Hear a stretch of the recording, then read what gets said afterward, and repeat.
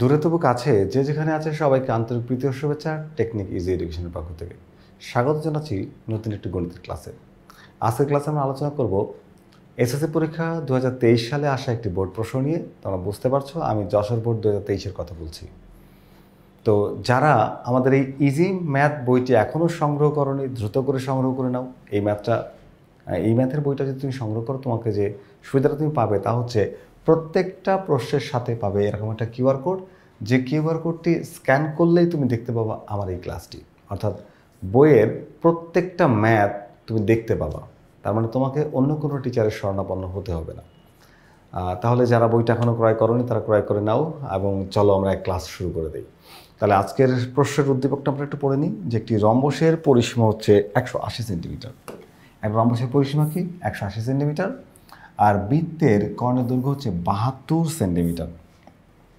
তাহলে একটি সমবাহু ত্রিভুজের প্রত্যেক বাহুর দৈর্ঘ্য 1 মিটার বাড়ালে এর ক্ষেত্রফল কতটুকু বাড়বে?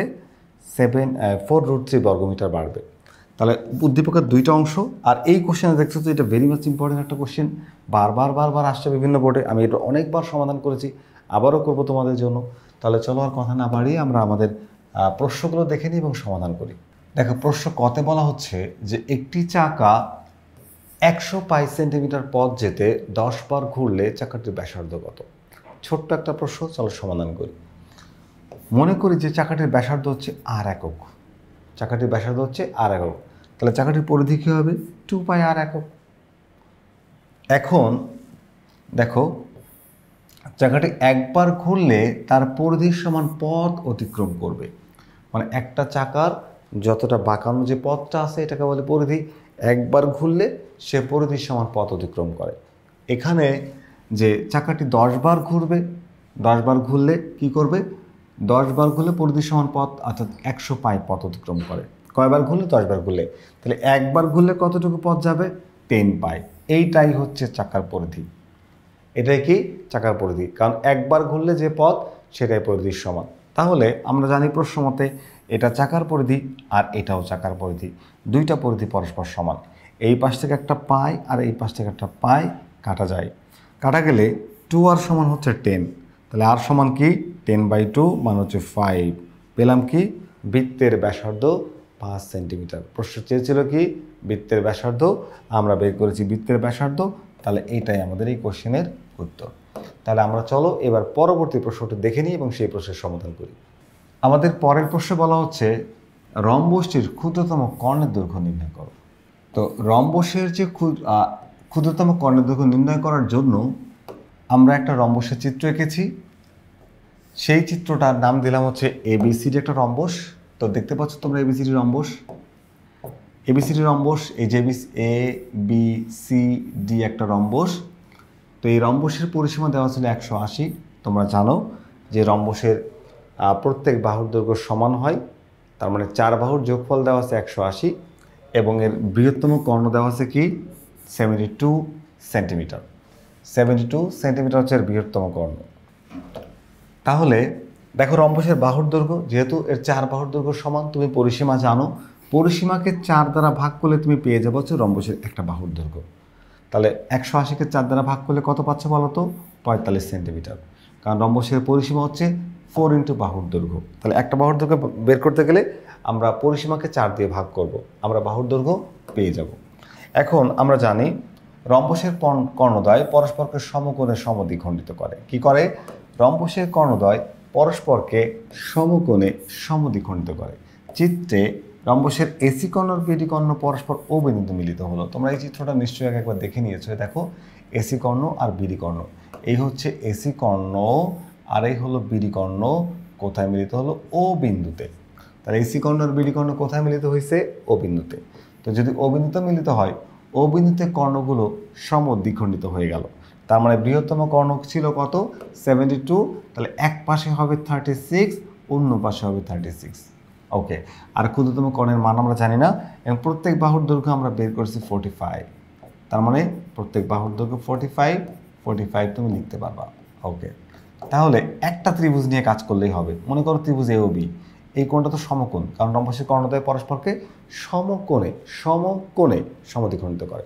তাহলে এই কোণটা সমকোণ, সমকোণের বিপরীত বাহু হচ্ছে অতিভুজ, অতিভুজ স্কোয়ার ইকুয়ালস টু অপর দুই বাহুর স্কোয়ার। এটা পিথাগোরাসের সূত্র অ্যাপ্লাই করে আমরা ওবির মানটা বের করতে পারবো।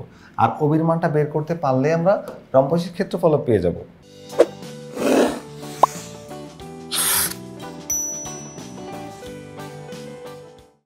তাহলে এখানে আমরা সেই সূত্রটা অ্যাপ্লাই করব যে ত্রিভুজ এ ও বি এর ক্ষেত্রে পিথাগোরাসের সূত্র যদি আমি অ্যাপ্লাই করি, কার সূত্র বলো তো? পিথাগোরাসের সূত্র অ্যাপ্লাই যদি করি, তাহলে A B square equals to A O square plus O B square. তাহলে এ বি স্কোয়ারের মান তো 45 প্রত্যেক বাহুর দৈর্ঘ্য, বৃহত্তম কোণের অর্ধেক সেটার মানও জানি, বসাই দিলাম। এই মানটা জানি না, এইটা আমরা বের করব। তাহলে এখানে আমাদের যেহেতু এই মানটা বের করবো, তো এটাকে এই পাশে নিয়ে আসলাম, আর এটা ছিল যোগ, ও পাশে যে বিয়োগ হয়ে গেছে, তাহলে 45 স্কোয়ার মাইনাস 36 স্কোয়ার। তো 45 স্কোয়ার মাইনাস 36 স্কোয়ারকে আমরা ডিরেক্ট কিন্তু এত হিসাব এগুলো করার দরকার নেই, এগুলো করে শুধু শুধু টাইম নষ্ট। এর ফর্মুলা অ্যাপ্লাই করছে এ স্কোয়ার এ প্লাস বি ইন্টু এ মাইনাস বি, এই ফর্মুলা অ্যাপ্লাই করছে। তোমার ফর্মুলা অ্যাপ্লাই করার দরকার নেই, ডিরেক্ট তুমি 45 স্কোয়ার করলে পাবো 2025, আর এখানে পাবো হচ্ছে যে তুমি পাবো হচ্ছে 1236, তার মানে বিয়োগ করার পরে আমরা পাবো 729। ডিরেক্ট তুমি ক্যালকুলেটর হিসাব করবা, এত হিসাব ভেঙে দেখানোর দরকার নাই। যেহেতু কোশ্চেনটা বড়, কোশ্চেন ছোটো হলে বা ক নাম্বার আসলে আমরা একটু ভেঙে দেখাতাম, যেহেতু কোশ্চেনটা আসছেই হচ্ছে 4 নাম্বারের জন্য বড় কোশ্চেন, তুমি ডিরেক্ট এই হিসাব করতে পারবা, কোনো অসুবিধা নেই। তাহলে ওবি স্কোয়ারের মান আসছে কত? ওবি স্কোয়ারের মান আসছে হচ্ছে কত আসছে? এই 729। তাহলে এই যে স্কোয়ারটা উপাশে যে রুট হবে, স্কোয়ার থাকলে রুট হবে না, স্কোয়ারটাকে সরাই দিতে হবে, স্কোয়ারটা এই প্রিন্টিং মিস্টেক। তাহলে এখানে আমরা রুট করে দিলাম, রুট করলে কত পাচ্ছি? 729। তাহলে ওবি সমান কি? ওবি সমান হচ্ছে 27। ওবি সমান কত আসছে? 27। ওবি হচ্ছে অর্ধকর্ণ, ক্ষুদ্রতম অর্ধকর্ণ। তাহলে ক্ষুদ্রতম পুরো কর্ণ, ক্ষুদ্রতম কর্ণ বিডি সমান কী হবে? 2 ইন্টু ওবি, কারণ কি আমরা জানি সমদ্বিখণ্ডিত করে মানে সমান 2 ভাগে। তাহলে এক ভাগ পেলাম 27, তাহলে অপর ভাগ হবে 27, তাহলে 2 ইন্টু 27, তাহলে 54 হচ্ছে অপর কর্ণের দৈর্ঘ্য। তাহলে রম্বসটির ক্ষুদ্রতম কর্ণের দৈর্ঘ্য চেয়েছিল প্রশ্নে, তাহলে ক্ষুদ্রতম কর্ণের দৈর্ঘ্য হচ্ছে 54 সেন্টিমিটার। আশা করি তোমরা বুঝতে পেরেছো। কিছুই আমরা করিনি এখানে, জাস্ট একটা পিথাগোরাসের সূত্র দিয়ে আমরা শুধু তাকে 2 দ্বারা মাল্টিপ্লাই করে আমরা মানটা বের করে ফেলেছি। এটাই ছিল আমাদের প্রশ্ন ক্ষয়ের সমাধান। আমরা এবার প্রশ্ন গয়ের সমাধান করব, তার আগে একটু প্রশ্নটা দেখে নিই। সমবাহু ত্রিভুজের পরিসীমা নির্ণয় করতে বলছে, আগে বাহুর দৈর্ঘ্য বের করতে হবে, তারপর তার পরিসীমা বের করতে হবে। তাহলে আমরা মনে করি যে সমবাহু ত্রিভুজের বাহুর দৈর্ঘ্য হচ্ছে মিটার ধরে নিলাম, তাহলে ক্ষেত্রফল হবে √3/4 ইন্টু a স্কোয়ার বর্গমিটার। তাহলে ত্রিভুজটির বাহুর দৈর্ঘ্য যদি 1 মিটার বাড়ানো হয়, ক্ষেত্রফল কতটুকু বাড়বে? ক্ষেত্রফল না, বাহুর দৈর্ঘ্য 1 মিটার বাড়ালে বাহুর দৈর্ঘ্য হবে কতটুকু? a+1 metre. তাহলে ক্ষেত্রফল বেড়ে কী হবে বলো তো? আগে ছিল √3/4 a স্কোয়ার, এখন এর কাছে হবে a+1 হোল স্কোয়ার, এইটুকুই। এই ক্ষেত্রফলটা হচ্ছে আমাদের ইনিশিয়াল স্টেজের ক্ষেত্রফল, এটা হচ্ছে আমাদের টার্মিনাল স্টেজের ক্ষেত্রফল, ফাইনাল স্টেজের ক্ষেত্রফল। তো এই এরিয়া আর এই এরিয়ার মধ্যে একটা পার্থক্য আছে, সেটা কি? এটা হচ্ছে বড় আর এটা হলো ছোটো। এই কতটুকু যে এরিয়া বেশি আছে, এটা আমি কীভাবে বের করব? এটা বের করার জন্য এই বড় ক্ষেত্রফলটাকে এটাকে আমাকে মাইনাস করতে হবে, এবং মাইনাস করলে আমরা সেই ক্ষেত্রফলের পার্থক্যটা পাবো। এবং আমাদের প্রশ্নে সেই পার্থক্যটা বলা হয়েছে 4√3। কী বলা হয়েছে? 4√3। তাহলে আমরা এখন লিখতে পারি যে প্রশ্ন মতে এটা হচ্ছে বৃদ্ধিপ্রাপ্ত ক্ষেত্রফল, মাইনাস হলো পূর্বের ক্ষেত্রফল, তাহলে পাবো হচ্ছে বৃদ্ধিজনিত অংশটুকু বা বৃদ্ধিপ্রাপ্ত অংশটুকু। তাহলে আমাদের প্রশ্ন মতে একটা সমীকরণ তৈরি হয়ে গেল। এই সমীকরণ থেকে আমরা এই √3/4টা কমন নিতে পারি, নিলাম √3/4 কমন। তাহলে এখানে থাকবো হচ্ছে a+1 হোল স্কোয়ার মাইনাস এখানে থাকবো হচ্ছে a স্কোয়ার, আর এখানে 4√3, এগুলো এই হিসাবটা দেখানোর দরকার নেই, এগুলো একটু জটিল হয়ে গেছে। তো এই যে √3/4 এরা ওই পাশে যাবে, গেলে কী হবে বলো তো? হয়ে এই 4√3-র সাথে এই √3/4 ও পাশে চলে যাবে, যে 4√3 ইন্টু √3/4 বাদ দেওয়ার জন্য আসলে এরা এই কাজ করছে। আমরা এটা না করে বরঞ্চ এই 4টাকে পাঠিয়ে দেবো হচ্ছে উপরে, আর √3টা চলে আসবে নিচে।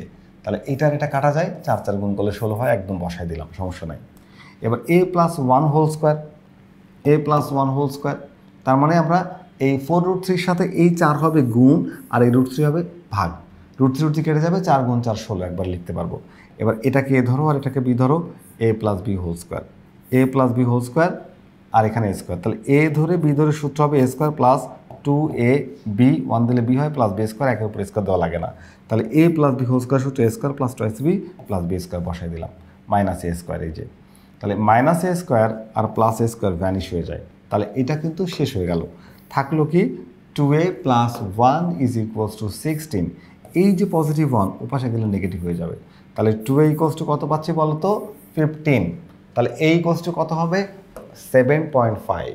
তাহলে এর মান আমরা কত পাচ্ছি বলো তো, এই যে 15কে 2 দিয়ে ভাগ করো 7.5 পেয়েছি। এর ভ্যালু বের করতে বলছে কি পরিসীমা।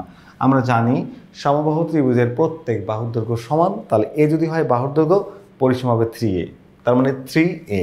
এর ভ্যালুটা বসাই দাও, 3 ইন্টু এ মানে 75 ইন্টু 3 পাচ্ছ কত 22.5 মিটার। তাহলে কি হচ্ছে আমাদের এখানে নির্ণয় সমবাহু ত্রিভুজের পরিসীমা হচ্ছে 22.5 মিটার। এটাই হচ্ছে আমাদের এই প্রশ্নের অ্যান্সার। আশা করি তোমরা এটা বুঝতে পেরেছো এই পুরো প্রশ্নটি। তো আমরা এটা ছিল সিলেট বোর্ডের 2য় নাম্বার প্রশ্নটি। তোমাদেরকে বলেছিলাম যে এইটা একটা পর্বে নিয়ে নিব, তো 2টা প্রশ্ন আমরা 2টা পর্বে নিয়ে নিলাম। আশা করি তোমরা এই প্রশ্নটি বুঝতে পেরেছো। তাহলে পরবর্তী ক্লাস দেখার আমন্ত্রণ জানিয়ে আজকের ক্লাসটা এখানে শেষ করছি। আল্লাহ হাফেজ।